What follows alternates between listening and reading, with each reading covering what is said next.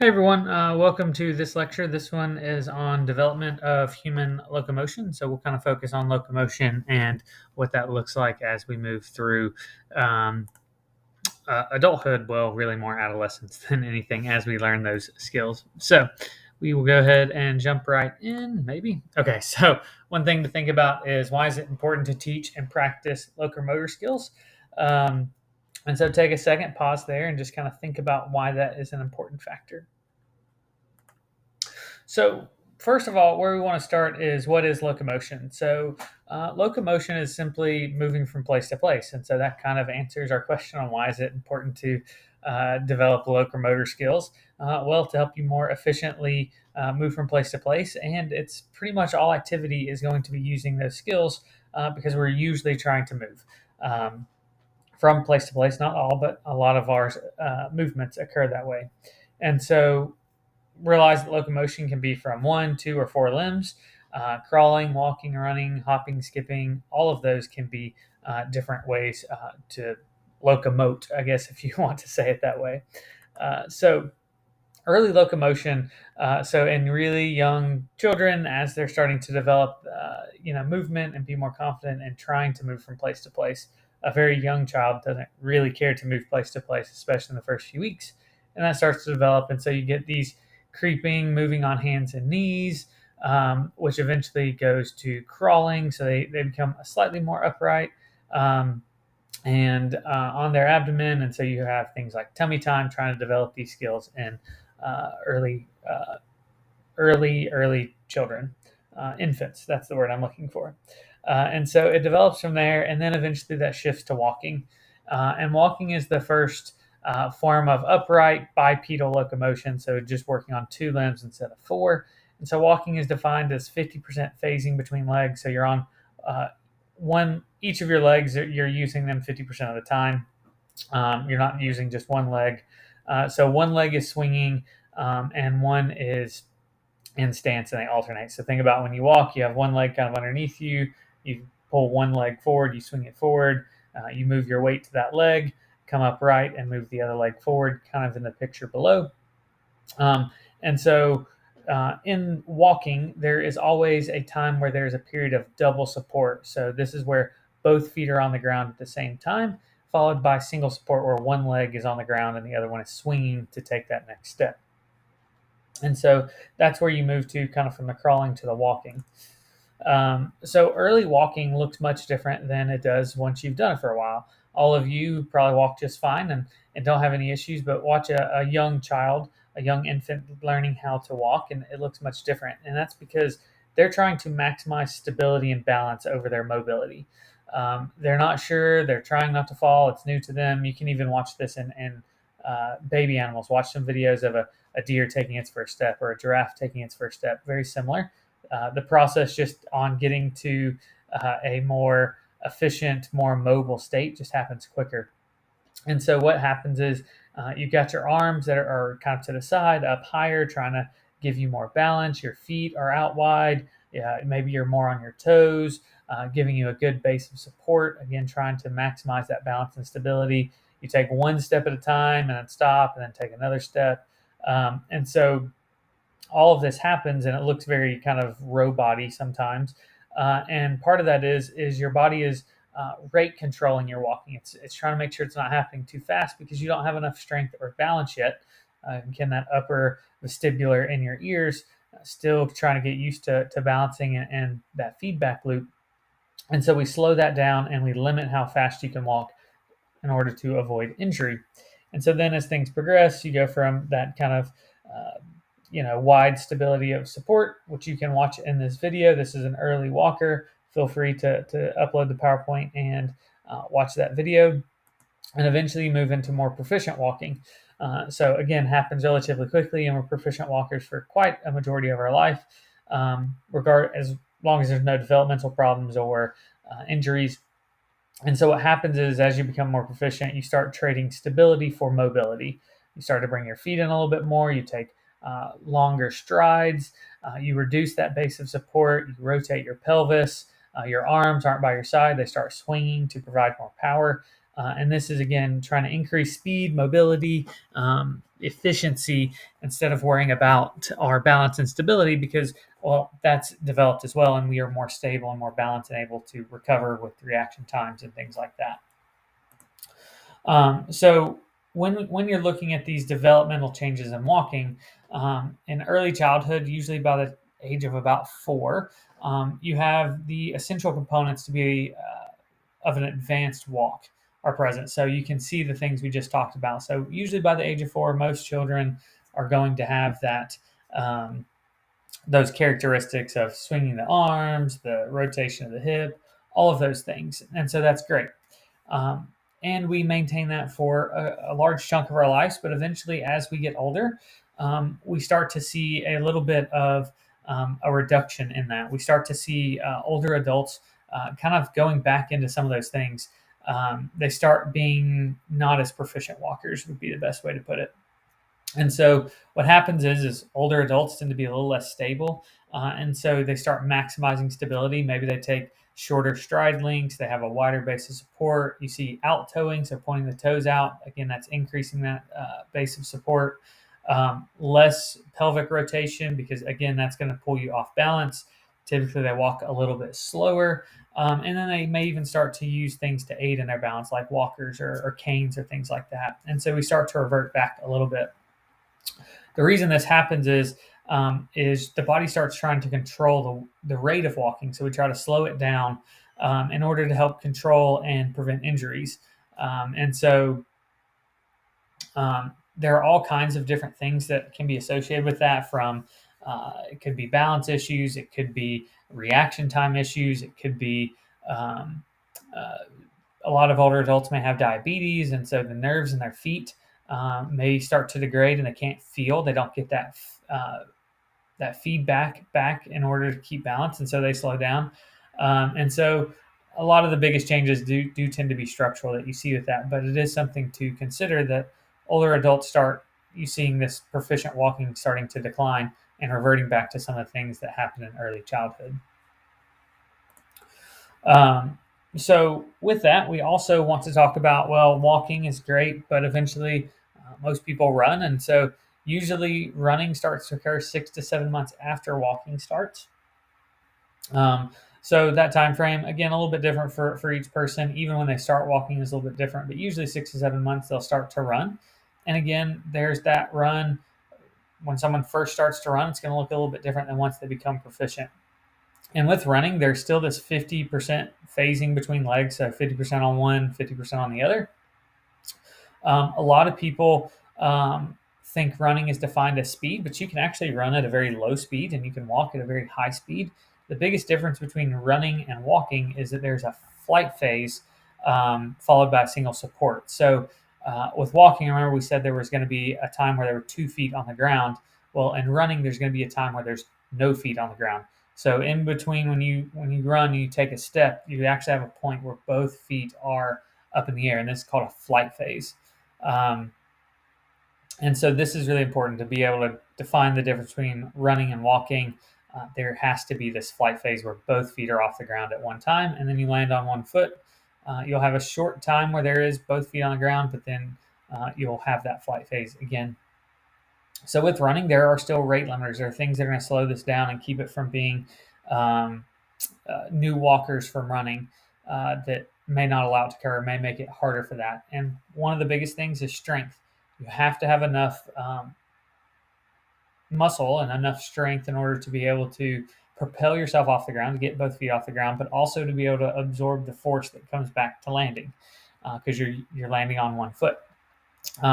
Balance also becomes a bigger thing because you're landing on one foot after being, after being in the air, you're just landing on that one foot, and so balance has to be there, and so that is part of that limiter. And then also coordination. You start having to coordinate things more. You can't be real stuttery in a run, or it's just not going to occur. The timing has to be there, and that coordination. So with early running, again, stability over mobility. So we return to those old behaviors. It starts looking a lot like that early walking. Even though they may be really good walkers, that running is going to revert back to that. And again, that occurs in the older. So The older is going to revert back as well. So arms are higher. You limit your motion, shorter stride lengths, a little less hip rotation, and then as you advance, it becomes a little bit more. So with proficient runners, again, less stability, more mobility, much larger stride lengths. Arms and legs are oppositional. So the leg that's up, the opposite arm will be forward, and you're kind of transferring that power through the kinetic chain into the hip for that next step. You have planar movements, so you're trying to move everything in the same plane in order to maximize the energy. Narrow base of support, so the legs aren't as wide, and you also get a lot of trunk rotation. So this increases that stride length as well, and you don't see that in the early stages of learning to run. So again, early running, as a child grows, qualitative changes in the running pattern will combine with physical growth and maturation. This will usually help improve the quantitative measures of running. So basically, all it's saying is their mental and physical growth are all going to develop into making them a more efficient runner that you can actually see, and you can see those quantified changes with speed and stride and things like that. Again, as we get older, we tend to revert back to less proficiency, and we see some of the other patterns returning. So again, increasing stability and balance. So you see smaller stride lengths, lesser ranges of motion, less steps for a given, let's say, a given time point. So in a minute, and the speed slows down. And it's all about trying to maximize that balance and strength to make sure you don't get injured. The cool thing is with exercise on these, so regular exercise and participating in walking and running and increasing your balance or maintaining balance and flexibility, seniors can run for years. There are 80 and 90-year-olds that run faster than I can, probably faster than I ever have. And for some of you, it'd be the same. They run faster than you, and that's because they've been doing it for so long, they haven't had those rate controls come back into play. So here you can kind of see an example. So pause the video for a second, analyze the two pictures, and just kind of see what you may see the differences between them, see what you can point out, and kind of note those. It's a good kind of practice skill to put in what we just talked about to see if you can identify it. These charts are really cool. There's a few throughout, and so they basically are different ways to walk you through what you're looking at when it comes to a runner. From arm action to leg action, and so it just asks you some simple questions, tells you how to view someone while they're running or walking, and they're just yes or no questions. And if you say yes, it kind of continues on. If you say no, it kind of tells you what's probably going on in that phase, and then you can talk about how you could correct that or what's something you could do to help them move to the next stage. So another thing to kind of talk about in here is jumping, hopping, and leaping. So we talked about that kind of movement from 4 to 2 kind of limbs. And so when you start getting into jumping, hopping, and leaping, sometimes that's with 2 limbs, sometimes that's with 1. And so there is a difference between your jump, your hop, and your leap. Jump is a person who propels themselves off the ground with 1 or 2 feet, but they land on 2 feet for sure. A hop is a person who propels themselves off the ground with 1 foot and lands on that same foot. So you jump off with your right foot and you land on your right foot. And then a leap is a person who propels himself off the ground with 1 foot, extends during the flight period, and they land on the opposite foot. So you jump off with your right foot, and then you extend your left foot while you're in air, and you land on your left foot. So jump from one and you land on the opposite is a leap. A hop is you jump off 1 foot and you land on the same foot, and a jump is you can take off with 1 or both feet, but you will land on both feet. So when it comes to jumping, jumping is going to be kind of the first stage in this. Remember, you're landing on 2 feet. So that is the easiest thing for someone to pick up. Again, they can jump off 1 or 2 depending on muscle strength, but landing on 2 would be the easiest out of the jump, leap, hop, and leap. Children often begin jumping around the age of 2. You'll see them jump around, and this could be vertical or horizontal. So either way, they're just jumping around, landing on 2 feet, both feet off the air at the same time. They're not running. Typically, what you'll see is they'll first really just do it vertically. They won't really go horizontally. The balance, the stability isn't there. You see a 1 foot takeoff or landing occasionally with that. There are limited preparatory movements, so they just jump up. There is no what we call loading, which is where you see a lot of people will kind of duck down before they jump up. This loading doesn't really occur in early children.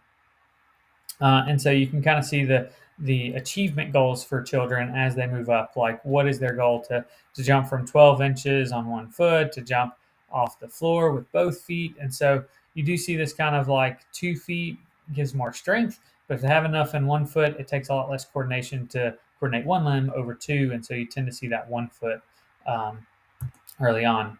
So as you move into being more proficient jumpers, you have a preparatory crouch to maximize takeoff. So again, that dip down. If you're not sure what this is, just watch the tip off of a basketball game. So the very beginning, the tip off. Watch how those guys will squat down to then jump up higher. They both feet leave the ground at the same time. So sometimes kids will try to jump with 2 feet, and you'll watch 1 foot leave sooner than the other. They should leave at the same time. You see the arm swing to provide more of that kinetic chain power. For vertical jump, force is directed completely downward. So if they're jumping vertical, they can land pretty much in the same spot. Body is fully extended. For a horizontal jump, force is directed down and backwards. Knees are flexed during flight. And so, again, you'll see a mixture of these in the non-proficient jumper. And so here kind of breaks down things to look for. Again, a little cartoon, but kind of breaks down those steps of what it looks like to be a proficient jumper, and the horizontal and in the vertical. Again, we have that breakdown of how you can visualize and kind of assess someone's movement. Again, that same little chart, these work really well, and kind of tell you, again, where they're at and helps you break down that proficiency and what to look on. So here's, again, 2 videos. Download the PowerPoint and click these. They'll play in the PowerPoint.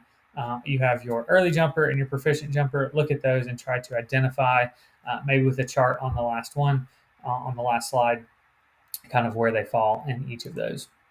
So when it comes to developmental changes in jumping, there's a continuous growth in both our body size and our strength that are going to lead to quantifiable improvements. So jumping higher, jumping further. So those happen because we get bigger and we have strength. However, that being said, it's not guaranteed that every child will master jumping. There are lots of things that could occur in this. And so there are rate limiters to this jumping. So one, they may not have enough force to bring their body into the air from a still position. This especially happens if their weight is growing faster than maybe their strength. It's definitely something that occurs. And especially if it's in a younger child, they may not develop those skills for that. Now, that being said, you can always work on them and always help improve. But it's not like they're going to master jumping like you see almost everyone masters walking. Again, there are some occasions, there are always, not occasions, that is not the right word. There are always exceptions to every rule, though, even with walking. So just keep that in mind. So for early hopping, so this moves into the next. So usually we go from jumping to hopping. So early hopping, remember, jump on one leg, land on the same leg. And so typically what you see is that when someone hops early on, they lift the leg. The support leg is lifted rather than used to project the body. So you'll see someone kind of like being a flamingo. They'll hold one leg in the air and they'll just jump on that one leg they have down. Sorry, not jump. They'll hop on the one leg. So you can see how a lot of times these get kind of mixed up and people don't use the term properly, including myself. But they hold, let's say someone's hopping off their right leg. You'll see them hold their left leg up and they'll hop up off their right leg, land on their right leg. Their arms will be inactive, and the swing leg will be held rigidly in front of the body. So sometimes you'll see instead of the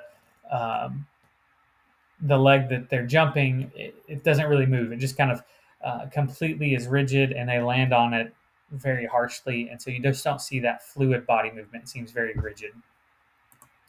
So as you progress in your hopping, your swing leg leads the hip, moves through the full range of motion. So you see that leg actually doing more than just staying straight. Your support leg extends fully, so it's not held up in the air anymore. You have arm movement. And so the only time your support leg is flexed is at the landing, just because you're trying to land on one foot. So you can see it becomes this more fluid motion. And again, to visualize that, click on these two videos, download the PowerPoint, and watch these two videos, and you can really see the difference between the early and proficient hopper. So once again, you can observe these. So it kind of gives you the chart on what to look at and helps you to kind of determine where they're at and what they need to work on. So developmental changes with hopping. So a few children under 3 really hop repeatedly, so they may be able to do it once, but they're not going to be able to hop for extended periods of time or multiple times in a row. The neuromuscular system, between force of the landing and all of that, kind of makes it hard for children to hop more than one time or to do it repeatedly. Part of it is just the principles of motion, so postural control, balance, stability, but also the energy. So the energy systems in the body are learning how to generate ATP quicker, and so trying not to overutilize that is part of the issue as well.